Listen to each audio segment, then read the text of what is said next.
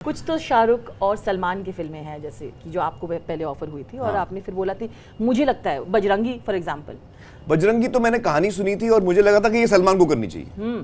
तो मैंने विजेंद्र प्रसाद जी आए थे मुझे कहानी सुनाने के लिए, Raja Mauli's father, he is written the story. तो मैंने उनसे कहा कि ये बहुत अच्छी कहानी है और ये बहुत चलने वाली है, लेकिन मेरे हिसाब से इसमें सलमान होना चाहिए। वो मेरी फीलिंग थी। And I remember you said no to डर also at a time. डर को मैंने ना नहीं बोला, डर को मैंने हाँ बोला था। Really? मुझे डर से निकाला गया था। हाँ Really? हाँ क्योंकि मुझे जॉइंट नरेशन चाहिए था। दो एक्टर है ना, तो मेरा प्रिंसिपल है कि जब दो एक्टर होते हैं फिल्म में, डायरेक्टर को जॉइंट नरेशन देना है। Interesting. और यश जी को जॉइंट नरेशन नहीं देना था, तो उन्होंने मुझे निकाल दिया। मुझे जॉइंट नरेशन चाहिए था जो यश जी नहीं देना चाह रहे थे।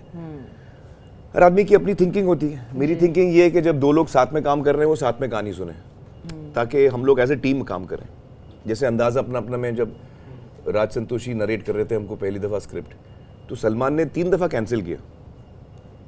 फर्स्ट टाइम हम लोग सब पहुँचे, वो नहीं आया।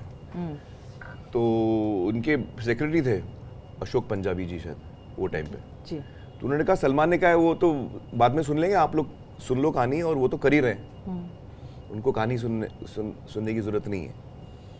तो मैंने कहा नहीं, आज मैं भी नहीं सुनूंगा, जब सलमान सुनेगा तब मैं सुनूंगा, साथ में सुनेंगे हम लोग। तो उसके 3 दफ़ा कैंसिल हुआ, फाइनली वो आया और हम लोगों ने साथ में सुनी। अच्छा। तो ये मेरा एक तरीका है कि मैं जब ज़्यादा लोगों के साथ काम करता हूँ एक फिल्म में, मैं चाहता हूँ हम साथ में सुने। तो वो डर में हुआ नहीं, तो फिर मैं निकाल दिया गया। आई वॉज रिमूव्ड फ्रॉम डर। And you said no to स्वदेश as well. स्वदेश आई सेड नो। स्वदेश मैंने ना कहा था। It just out of curiosity. Why I said no to स्वदेश? Yeah. मेरे को बहुत बोरिंग लगी थी। So honest. The only person who says this honestly. नहीं, मैंने आशु को बोला जब उसने मुझे कहानी सुनाई। इनफैक्ट मैं आपको बताऊं, जब हम लोग लगान बना रहे थे तो आशु ने ये कहानी मुझे तभी सुनाई थी। अच्छा। उसका नाम था कावेरी अम्मा वो टाइम पे।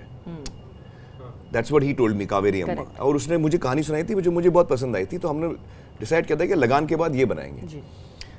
तो लगान जब खत्म हुई तो हम लोग ने राइटर बिठाया आशु के साथ, और AKP वाज प्रोड्यूसिंग इट। तो वो जब वो उसकी कहानी बन के तैयार हुई, तो जब आशु ने मुझे सुनाया तो मैंने आशु को कहा कि यार 3 घंटे का नरेशन था। तो मैंने उसको ये बहुत स्पेसिफिकली कहा कि he said how did you like it. तो आई सेड यार मेरा फर्स्ट रिएक्शन मैं तुझे पहले बताना चाहता हूँ। उसने क्या कहा, क्या मैंने कहा मैं बोर हो गया हूँ।